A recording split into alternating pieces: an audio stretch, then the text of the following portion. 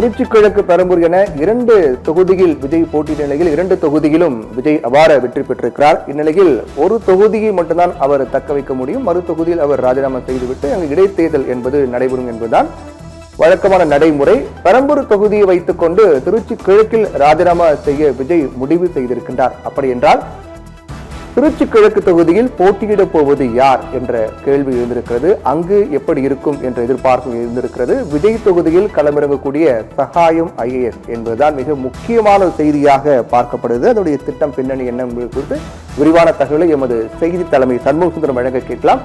சண்முகசுந்தரம், 2 தொகுதியிலும் அபார வெற்றி பெற்றக்கூடிய விஜய் திருச்சி கிழக்கு தொகுதியில ராஜினாமா செய்துவிட்டு பெரம்பூர் தொகுதி மட்டுமே அவர் சட்டமன்ற உறுப்பினராக தொடர்பார் அப்படிங்கிற நிலையில அங்கு சகாயம் போட்டியிடுகிறார் அப்படின்னா அதனுடைய பின்னணி என்ன, அதோட கணக்கு எப்படி இருக்கும்? அதாவது விஜய் கட்சி ஆரம்பித்த போதே IAS ஆக இருந்து வாலண்டரி ரிட்டையர்மெண்ட், தன்னிச்சையாக ரிட்டையர்மெண்ட் வாங்கி சென்ற ஓய்வு பெற்ற சகாயம் IAS ரிட்டையர்ட். அவர் அவரை கட்சிக்கு அழைக்க வேண்டும் என்பதற்காக பேச்சுவார்த்தைகள் நடைபெற்றது. ஆனால் பல்வேறு காரணங்களால் அப்பொழுது அது நடைபெறவில்லை. ஆனால் நேர்மைக்கு பெயர் போன சகாயத்தை எப்படியும் பயன்படுத்த வேண்டும் என விஜய் தொடர்ந்து முடிவு செய்திருந்தார்.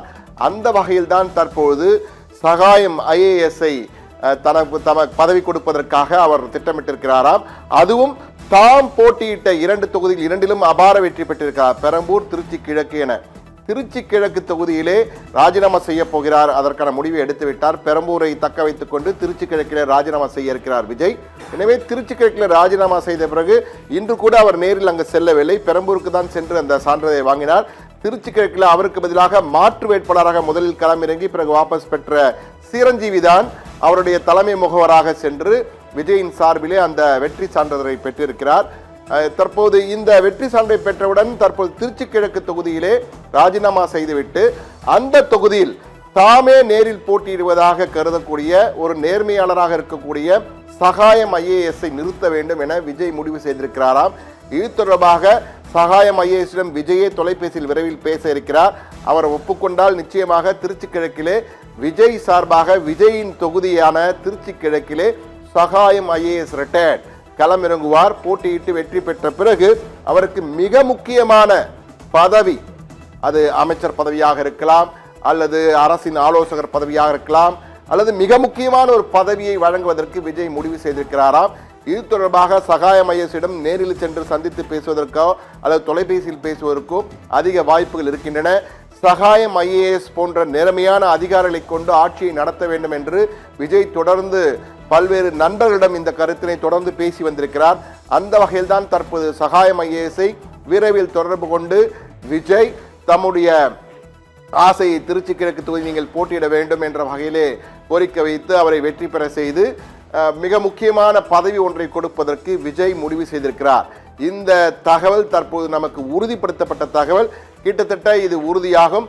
சகாயம் IAS ஓகே என்றால் நிச்சயமாக விஜயின் சார்பிலே திருச்சி கிழக்கு தொகுதி விஜய் போட்டியிட்டு வென்று ராஜினாமா செய்த அந்த திருச்சி கிழக்கு தொகுதியிலே களமிறங்க இருக்கிறார் சகாயம் IAS. அவர் வெற்றி பெற்ற பிறகு தாவேக்காவிலே மிக முக்கியமான ஒரு பதவி அவரை தேடி வரப்போகிறது. என்றால் சகாயம் IAS நேர்மைக்கு பெயர் போனவர், அதிகார மீறல் செய்வோரை தட்டி கேட்பவர், இந்த கனிம வள கொள்ளையை வெளிக்கொண்டு வந்து உலகிற்கே எந்த அளவுக்கு கொள்ளையடிக்கப்பட்டிருக்கு என்பதை வெளிச்சம் போட்டு காட்டியவர், தமிழகத்திலே பாராட்டப்படக்கூடிய IAS அதிகாரிகள் ஒருவராக திகழ்ந்த சகாயம் IAS நேர்மைக்கு நாங்கள் பரிசாக இந்த பொறுப்பினை கொடுக்க போகிறோம் என்ற வகையிலே விஜய் தன்னுடைய நெருங்கிய நண்பரிடம் பேசியிருக்கிறார். அது தேர்தலுக்கு முன்பே பேசியிருக்கிறார். தற்பொழுது அவர் எதிர்பார்த்தது போலவே அபாரமான வெற்றி பெற்றுவிட்டதால் சகாயம் IAS-ஐ விரைவிலே தொடர்பு கொண்டு இந்த போட்டியிடுவது மற்றும் முக்கிய பொறுப்பு வழங்குவது குறித்தெல்லாம் ஆலோசனை செய்ய இருக்கிறார். விரைவில் சகாயம் IAS விஜய் வீட்டிற்கு அழைக்கப்பட வாய்ப்பு இருக்கின்ற தகவல் நமக்கு கிடைத்திருக்கிறது. எனவே இது ஒரு புது திருப்பமாக நாம் பார்த்துக்கணும். 2 முக்கிய செய்திகள். ஒன்று, திருச்சி கிழக்கு தொகுதியை ராஜினாமா செய்ய போகிறார் விஜய், பெரம்பூரை தக்க வைத்துக் கொள்ள போகிறார். 2, சகாயம் IAS விஜய் இடத்திலே சகாயம் IAS திருச்சி கிழக்கு தொகுதியிலே தாவேகா சார்பிலே களமிறங்கி போட்டியிட போகிறார்.